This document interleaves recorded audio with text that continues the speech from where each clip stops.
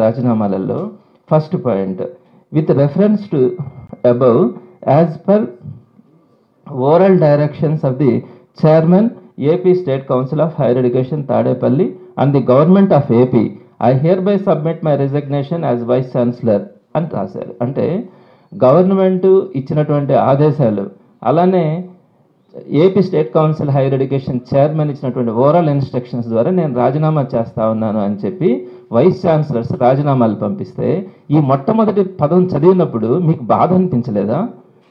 వాళ్ళు వైస్ ఛాన్సలర్స్గా ఉన్నారు, వారిని మనం డిస్టర్బ్ చేయకూడదు అనే అంశం మీకు అర్థం కాలేదా? స్పష్టంగా ఇక్కడ ఉందే, గవర్నమెంట్ ఇన్స్ట్రక్షన్స్ ప్రకారం chairman AP state council higher education యొక్క ఓరల్ ఇన్స్ట్రక్షన్స్ ప్రకారం నేను రాజీనామా చేస్తున్నానని మీకు పంపించినప్పుడు, ఈ రాజీనామాలు మీ దగ్గర ఉన్నప్పుడు మీకు కనపడలేదా? ఆ రాజీనామాల్లో ఈ విధంగా మనం బెదిరించినట్టుగా స్పష్టంగా ఇక్కడ కనపడతా ఉంది. మరి ఈ రాజీనామాలను యాక్సెప్ట్ చేసి మనం ఇంకొక వైస్ ఛాన్సలర్స్ని వేయాలా అంటే ఇది తప్పుడు సంకేతాలు వెళ్తాయి సమాజానికి. ఒక ఆంధ్ర రాష్ట్రమే కాదు, భారతదేశమే కాదు, ప్రపంచ దేశాలన్నీ కూడా చూస్తే ఇటువంటి సందర్భాలనని మీకు ఆలోచనకు రాలేదా? అప్పుడు మీకు అనిపించలేదా ఎంక్వైరీలు వేయాలని? సరే, ఇది కూడా తీసేస్తాం. ప్రతి పేపర్లో కూడా మీరు అనుకోవచ్చు కొన్ని పత్రికల్లో వస్తుందని, ఇంగ్లీష్ పత్రికల్లో సహా టైమ్స్ ఆఫ్ ఇండియాలో కూడా వేశారు. ఈ విధంగా గొడవలు చేస్తూ ఉన్నారు, గందరగోళం జరుగుతూ ఉన్నాయని, వీసీలు రాజీనామా చేయాలా, ఇవన్నీ కూడా ఇంగ్లీష్ పత్రికల్లో పరువులు వీసీలు రాజీనామా, ఇట్లా ఇంకా మీరు ఎందుకు రాజీనామా చేయలేదు, ఇలాంటి గొడవలు చేయడం, గందరగోళం చేయడం, వీటన్నింటినీ కూడా మనం చూసాం, ఆ రోజుల్లో చూసాము, వీడియోస్ చూసాము, వీటన్ని చూసాం. ఇవన్నీ చూసి కూడా మీకు వీటి మీద ఏదో జరుగుతూ ఉంది, ప్రభుత్వం బెదిరిస్తుంది అని అనేది మీకు ఎందుకు అర్థం కాలేదు? ఎందుకంటే చేయించింది మీరే కాబట్టి. నేను ఇంకొక విషయం కూడా చెప్తా ఉన్నాను. నేను చెప్పాను కదా మీకు 17 మంది వైస్ ఛాన్సలర్స్ రాజీనామా చేశారని. ఫర్ ఎగ్జాంపుల్ తీసుకుంటే డాక్టర్ రాయలసీమ యూనివర్సిటీ తీసుకుంటే, రాయలసీమ యూనివర్సిటీ 2024 జనవరిలోనే ఆయన అపాయింట్మెంట్ అయ్యాడు. 2027 దాకా ఉంది ఆయనకి టెన్యూర్. అట్లాంటిది 2024 ప్రభుత్వం రాగానే రాజీనామా చేస్తున్నారు. జవహర్లాల్ నెహ్రూ జేఎన్టీయు ఆయన అంతే సేమ్. అయితే ఈ 17 మంది యూనివర్సిటీస్ రిజైన్ చేసేటప్పుడు 2 వైస్ ఛాన్సలర్లు మాత్రమే రిజైన్ చేయాల. నేను దాన్ని కూడా మీకు స్పష్టం చేయదలుచుకున్నా. 2 వైస్ ఛాన్సలర్లు మాత్రమే రాజీనామా చేయాల. అందులో ఒక వైస్ ఛాన్సలర్ వారి సామాజిక వర్గానికి అని చెప్పి చేయించాల. ఇంకొక వైస్ ఛాన్సలర్ ఒక మంత్రి అచ్చెన్నాయుడు గారికి స్నేహితుడికి సంబంధించినటువంటి వారు కాబట్టి ఇంకొక వైస్ ఛాన్సలర్ దగ్గర రాజీనామా చేయించాల. మిగతా 17 మంది దగ్గర రాజీనామాలు చేయించినారు. దీనికి సంబంధించి రాజీనామా పత్రాలలో మీకు కనపరిచినటువంటిది చూశారు, పేపర్ కటింగ్స్ని చూశారు.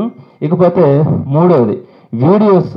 ఎంత భయంకరమైన వీడియోస్ అంటే, నేను ఒక 2 వీడియోస్ని మీకు చూపిస్తాను ఒక నిమిషం పాటు. ఎలా మాట్లాడారంటే, వెళ్ళి తెలుగుదేశం పార్టీకి సంబంధించినటువంటి వ్యక్తులు వైస్ ఛాన్సలర్ ఛాంబర్స్లోకి వెళ్ళి, పవిత్రమైనటువంటి యూనివర్సిటీ వైస్ ఛాన్సలర్ ఛాంబర్స్లోకి వెళ్ళి, నా కొడక నిన్ను నా కొడుకు కాపాడుతాడో చూస్తాం, రాజీనామా చెయ్యి అని చెప్పి పేపర్లు ఎదురుగా పెట్టి రాజీనామాలు చేయించారు. నేను ఆ వీడియోస్ నేను మీకు చూపిస్తాను.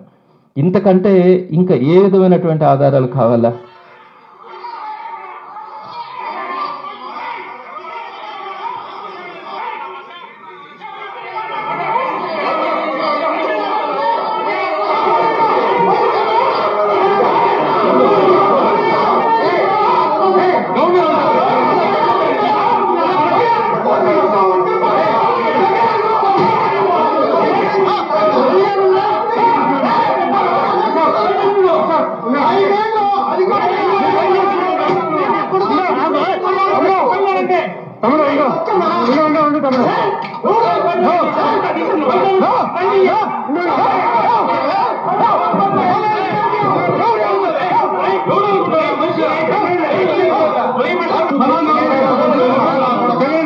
మేము గౌరవంగా అడుగుతున్నాం సార్.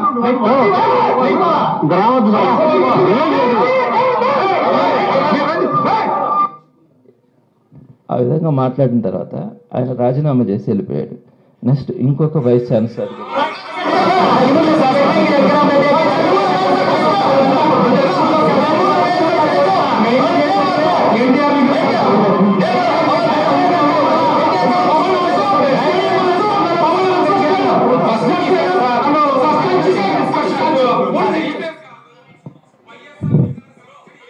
ఈ విధంగా ప్రతి యూనివర్సిటీలో కూడా వైస్ ఛాన్సలర్ ఛాంబర్లోకి వెళ్ళి రౌడీలాగా ప్రవర్తించి నా కొడక పెడతావా పెట్టవా అని చెప్పి మాట్లాడితే మనం మాట్లాడుకోవడానికే సిగ్గుపెడతా ఉన్నాం.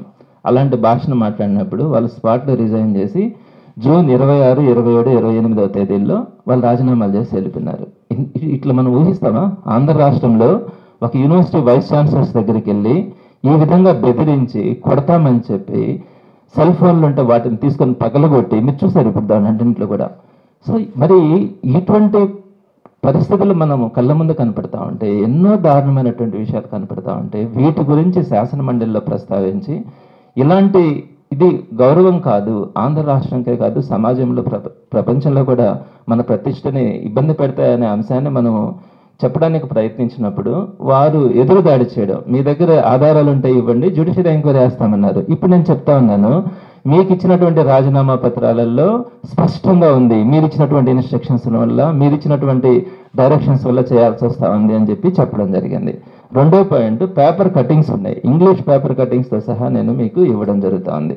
అదేవిధంగా మొత్తం 19 మంది యూనివర్సిటీస్ వైస్ ఛాన్సలర్స్లో 17 మంది వారికి ఇంకా 3 సంవత్సరాల సమయం ఉన్నా కూడా మీరు వచ్చినటువంటి జూన్ నెలలోనే అందరూ కూడా మూకుమ్మడిగా రాజీనామాలు చేసినటువంటి డేట్స్ కానీ వాటికి సంబంధించినటువంటి జీవోలు కానీ అన్నింటినీ కూడా మీకు ఎంక్లోజ్ చేస్తా ఉన్నాం. అలానే యూనివర్సిటీ వైస్ ఛాన్సలర్స్కి సంబంధించి ఏ విధంగానైతే గొడవలు చేసినారో వీడియోస్ ఉన్నాయో ఈ వీడియోస్ అన్నింటినీ కూడా సబ్మిట్ చేయడం జరుగుతుంది. వీటన్నింటినీ కూడా రేపు సోమవారం రోజున లోకేష్ గారికి ఆయన చెప్పినారు, తప్పకుండా ఆ రోజు ఇవ్వడం జరుగుతుంది. నేను ఈ సందర్భంగా డిమాండ్ చేస్తాను వైఎస్ఆర్సీపీ నుంచి. సో మీకు అడిగారు జ్యుడిషియరీ ఎంక్వైరీ నేను వేస్తాను అని చెప్పి శాసన మండలి సాక్షిగా చెప్పారు. మీ దగ్గర ఎవిడెన్సెస్ ఉంటే ఇవ్వండి అన్నారు. ఇంతకంటే ఎవిడెన్స్ ఈ సమాజానికి ఏది అక్కర్లేదు. తప్పకుండా మేము వీడియోస్ ఇస్తా ఉన్నాము, రిజిగ్నేషన్ లెటర్స్ ఇస్తా ఉన్నాము, పేపర్ కటింగ్స్ ఇస్తా ఉన్నాము, జీవోలతో సహా మీకు అన్నింటినీ కూడా సబ్మిట్ చేస్తా ఉన్నాము. వీటన్నింటిని ఆధారంగా మీరు జ్యుడిషియరీ ఎంక్వైరీ వేసి దీంట్లో కనుక తప్పు ఉంటే యూనివర్సిటీస్ జోలికి వెళ్ళడం కానీ యూనివర్సిటీ వైస్ ఛాన్సలర్స్ని దబాయించి వారందరినీ కూడా రాజీనామాలు చేయించిన ప్రాసెస్ కరెక్ట్ కాదని సమాజం కూడా అనుకుంటుంది. ఇది కనుక తేలినప్పుడు తప్పకుండా మీరు కూడా రాజీనామా చేయాల్సి వస్తుంది. సో మేము మరొకసారి గవర్నమెంట్ని డిమాండ్ చేస్తా ఉన్నాము, మీరు జ్యుడిషియల్ ఎంక్వైరీ వేయాలా, దీంట్లో తప్పున్న వాళ్ళని శిక్షించాలా. ఇంకొకసారి భవిష్యత్తులో ఎడ్యుకేషన్ సిస్టమ్ గురించి కానీ ఎడ్యుకేషన్ జోలికి వెళ్ళాలంటే కూడా ఏ ప్రభుత్వం కూడా సాహసించకూడదు అనే పద్ధతిలో మీరు యాక్షన్ తీసుకోవాలని మేము డిమాండ్ చేస్తా ఉన్నాం.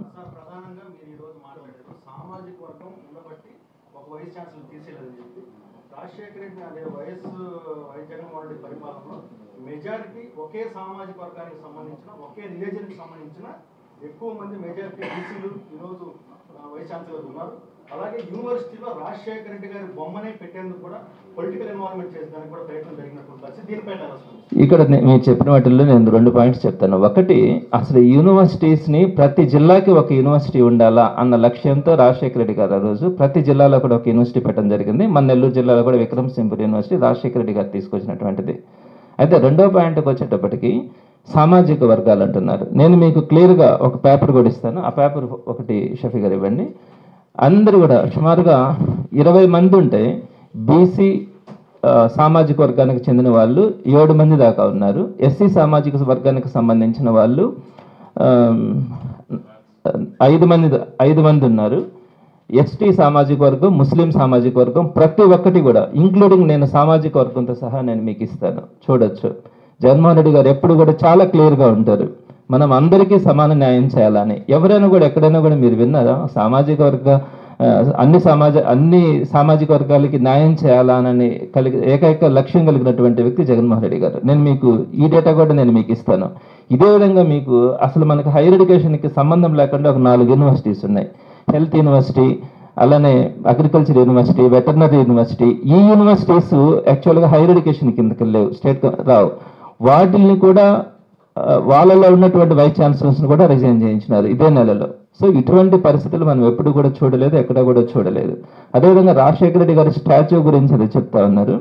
సో కొన్ని దగ్గరలో రాజశేఖర రెడ్డి గారు ఇనాగ్రేషన్ చేస్తున్నారు కాబట్టి పెట్టుకొని ఉండొచ్చేమో, కానీ అది ఎక్కడ కూడా పొలిటికల్గా సంబంధించి గవర్నమెంట్కి సంబంధించినటువంటి ఇన్వాల్వ్మెంట్తో అయిన సందర్భం అయితే కాదు. అది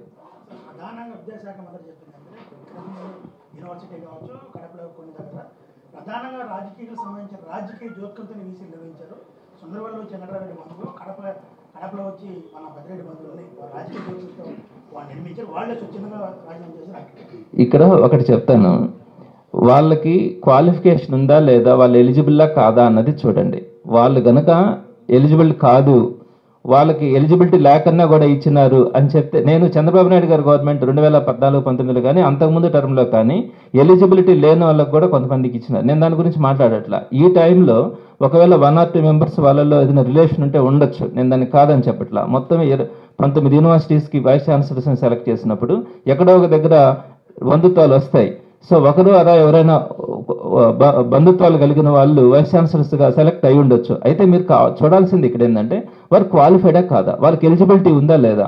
హైయెస్ట్ ఎలిజిబిలిటీస్ ఉండే వాళ్ళని సెర్చ్ కమిటీ సెలెక్ట్ చేస్తుంది. సో కాబట్టి మీరు ఆ కోణంలో చూడాలి. కానీ ఎక్కడో వారికి ఒకరికి మొత్తం మీద బంధుత్వం ఉంది, సరే ఒకరికి బంధుత్వం ఉంది, వాళ్ళ దగ్గర చేయిస్తారు. మిగతా 17 మంది మూకుమ్మడిగా రాజీనామాలు చేస్తామంటే మీరు ఎందుకు నిద్రలేలా? ఇది మంచి పద్ధత? ప్రపంచం అంతా కూడా చూసిందిగా. ఈ ఉన్నత విద్యా వ్యవస్థ ఆంధ్ర రాష్ట్రంలో ఎక్కడికి పోతా ఉంది, ఏ విధంగా దారితీస్తా ఉందని అర్థం చేసుకోలేదా? కాబట్టి ఏదో ఒకటి అలా పేర్లు చెప్పి వారికి ఎలిజిబిలిటీ ఉందా లేదా అని కూడా చూసుకోకుండా మొత్తం వ్యవస్థనంతా కూడా మేము ఇదే విధంగా దారితీస్తామని చెప్తే అది మంచి పద్ధతి కాదని చెప్పి మాత్రం తెలియజేస్తా ఉన్నా. యూనివర్సిటీ లాంటి ప్రతిష్టాత్మక యూనివర్సిటీకి వైఎస్ రాజశేఖర రెడ్డి గారి పేరు పెట్టడం అంటే ఇది ఒకంత అనైతికమైనటువంటి చర్యగా దీన్ని భావిస్తే దీని పట్ల మీరు ఎలా? ఇప్పుడు ఒకటి, మెడికల్ కాలేజెస్ హెల్త్కి సంబంధించి కానీ నేను 2 పాయింట్స్ మీ దగ్గర తీసుకొని వస్తాను. ఒకటి, ఒకప్పుడు యాక్సిడెంట్ జరిగి రోడ్లో కనుక పడిపోతే హాస్పిటల్కి తీసుకొచ్చేదానికి కూడా ఎవరు ధైర్యం చేసేవాళ్ళు కదా, కేసులు వస్తాయని.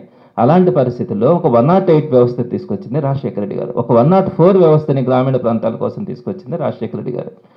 ప్రతి పేదవాడు కూడా గవర్నమెంట్ హాస్పిటల్కి వెళ్ళి వాళ్ళు ఇబ్బంది పడే పరిస్థితి లేకుండా సగర్వంగా ఉన్నత స్థాయి కలిగినటువంటి వ్యక్తులు ఎక్కడైతే హాస్పిటల్లో చూపించుకుంటున్నారో అక్కడే ఒక పేదవాడు కూడా చూపించుకోవాలన్న ఆలోచనతో ఒక ఆరోగ్యశ్రీని తీసుకొచ్చినటువంటి గొప్ప మహనీయుడు రాజశేఖర రెడ్డి గారు. అలానే దానికి జగన్మోహన్ రెడ్డి గారు ఇంకా కూడా ఎక్స్టెండ్ చేస్తూ ఆరోగ్యశ్రీని 25 లక్షల వరకు కూడా ఎక్స్టెండ్ చేయడం. కానీ అలానే మెడికల్ కాలేజెస్ బాగా ఉన్నప్పుడు వాటిలో రీసెర్చ్ అవన్నీ కూడా జరుగుతాయి. So government medical colleges, Chandrababu Naidu గారు ప్రైవేట్ మెడికల్ కాలేజెస్ కొన్ని ఉండొచ్చు, గవర్నమెంట్ మెడికల్ కాలేజెస్ని ఏకంగా 17 మెడికల్ కాలేజెస్ని ఒక్కొక్క మెడికల్ కాలేజ్ స్టార్ట్ చేయాలంటే 800 కోట్ల రూపాయలు ఖర్చు అవుతుంది. అట్లాంటిది ఈ కేవలం ఈ 5 సంవత్సరాల టెన్యూర్లో 2 సంవత్సరాల పాటు కోవిడ్ ఉన్నప్పటికీ కూడా 3 సంవత్సరాలలోనే 17 కొత్త మెడికల్ కాలేజీలు, అంతకుముందున్న కాలేజీలు around 10 medical colleges government colleges ఉన్నాయి. చంద్రబాబు నాయుడు గారు కానీ ప్రారంభించింది ఏం లేదు, అంతకుముందు రాజశేఖర రెడ్డి గారు కాంగ్రెస్ గవర్నమెంట్లో ప్రారంభమైనట్టు ఉన్నాయి. సో ఇంత రీఫార్మ్స్ తీసుకొని వచ్చినారు. అలానే పల్లెల్లో కానీ ఈ హాస్పిటల్స్ తీసుకురావడం, హాస్పిటల్స్ నాడు నేడు ద్వారా రెనోవేట్ చేయడం, ఇలాంటి అనేకమైనటువంటి కార్యక్రమాలు చేస్తున్నాం. కాబట్టి హెల్త్ యూనివర్సిటీకి అందులో డాక్టర్గా చదువుకున్నటువంటి రాజశేఖర రెడ్డి గారి పేరు బాగుంటుందన్న ఆలోచనతో, అలా ఎన్టీఆర్ అంటే ఒక సినిమాకి సంబంధించినటువంటిది, ఒక మంచి కళాకారుడు, ఒక మంచి వ్యక్తి, ఒక సీఎంగా ఆయన తెలుగు జాతికి ఒక మంచి పేరు తెచ్చినటువంటి వ్యక్తి. అందుకనే ఎన్టీ రామారావు గారిని కృష్ణా డిస్ట్రిక్ట్కి సంబంధించి ఆయన పేరు అంటే మనకి నడిబొడ్డున ఉన్నటువంటి